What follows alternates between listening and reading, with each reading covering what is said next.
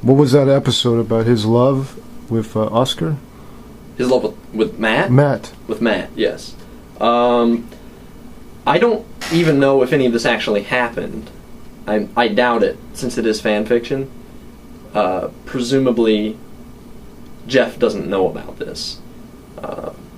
Matt kind of kept it secret. It may have just been Matt's inner desires coming out on the page.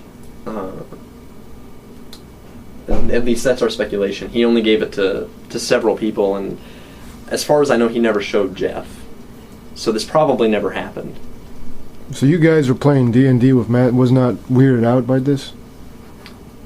Didn't think this was strange? With Jeff there? Well, with everybody. I mean, Matt giving all these poems to you. You mean? Well, I don't know if Jeff knew that we were getting the poems. But but there was a few times when we would speak to Jeff, and whenever we would mention the poem abstractly, for example, or just kind of indirectly, he would kind of stiffen up, as if he knew something was up, as if he were angry that we knew about this. So I'm sure that it was a little awkward for them, but... How much of it, D&D is based on role-playing, right? How much of this do you think was actual role-playing and real? Did Matt fail to distinguish the reality from the fantasy and just kind of became enslaved to his own fantasy? It's possible. There are stories of people getting really entrenched into D&D, into role-playing, and not being able to discern the difference between reality and the physical reality that we know, that we can perceive, and the reality that we create inside of the D&D world, or the fantasy, rather, that we create. Sometimes people can't differentiate them, and they end up living the lives of their character outside the game, and then you end up failing college, or whatever. If you get in too deep, there are other games that can do that to you, World of Warcraft being one of them. Lots of studies been done on that. What kind of a player was Matt? Was he a kind of guy who lost his sense of reality outside the game? Matt would often come to me. We would take classes together occasionally. And the first thing he would usually say to me was, X days left. 3 days left, 4 days left. And he was referring to how much time was going to pass before the next D&D session was. He pretty much thought about that. He thought about it. I don't think he actually acted as his character, per se, but he did think about the game a lot. When he should have probably been doing other things, but... I think Matt was the type of guy who just loved the game more than anything else. He's still in school. He didn't really... I think he used to let it affect him more than he does today, and more than he had before. Well, this kind of lust that he expresses in his haiku and stories, did that have an impact on the way he played his role in D&D games? I mean, were his characters, does they exhibit the kind of tendency that you see in these poems and stories? They would always exhibit very chaotic tendencies. The masochism aspect of it being one of the most prevalent themes throughout his characters. His characters were really himself, honestly. He would change his name, for example, if his character were to die. He would change his name, change the physical description of his character, but the personality would still be there.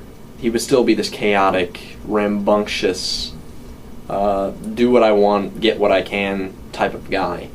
The romantic thing didn't usually surface in his characters, and that may have been because Jeff was present. Jeff was not always present, but even when Jeff wasn't, Matt didn't really show too much interest in having his character do any kind of romantic endeavors. But the masochism aspect, the self-loathing, certainly did come out in his characters, based on the fact that he reveled at the opportunity to die in the game. He actually would make charts and graphs based on how many times he died, how many characters he had made, and how many he'd killed off. Maybe it just gave him some sort of... Maybe he felt like he had some sort of power when he could do that.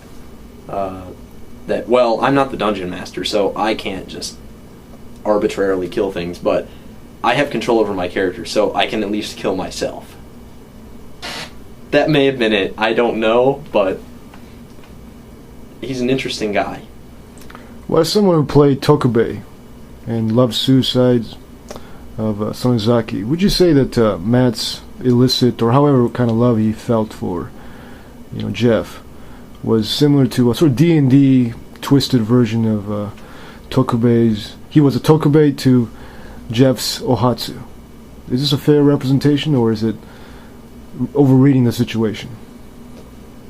Well, it might be a fair comparison outside the game, based on his writing, certainly.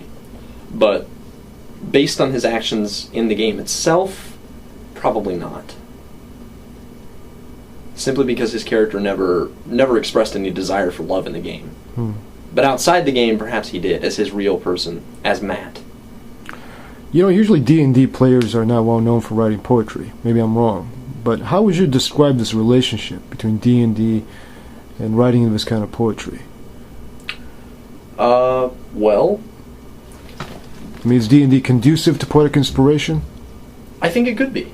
Absolutely. The game is very open to... There are many different classes in the game, many different types of characters that you can portray. And if you are a poet, and perhaps you could be something like a traveling bard. You could write your own poems, and you could go into a tavern, a fictional tavern, of course, all of it's fantasy, and read your poetry and perhaps get experience points or something.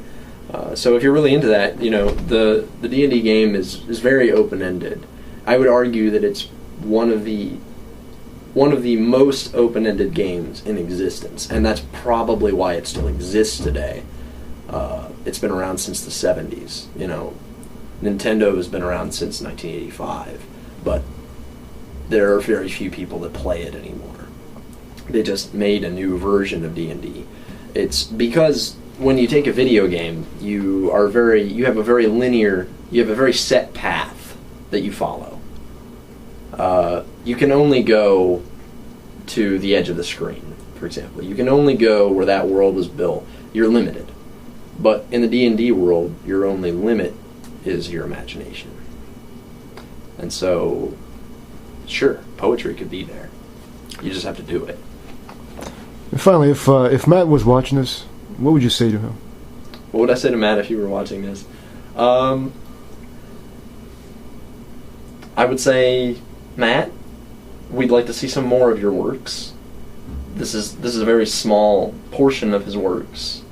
And there may be some better ones out there. I know he wrote an essay once on D&D, speaking of D&D, between whether or not D&D is better or World of Warcraft. I think his argument was that D&D was better. I think something about D&D teaches you math skills was one of his arguments. But I would say to Matt, please, give us some more of your work. Give us something novel.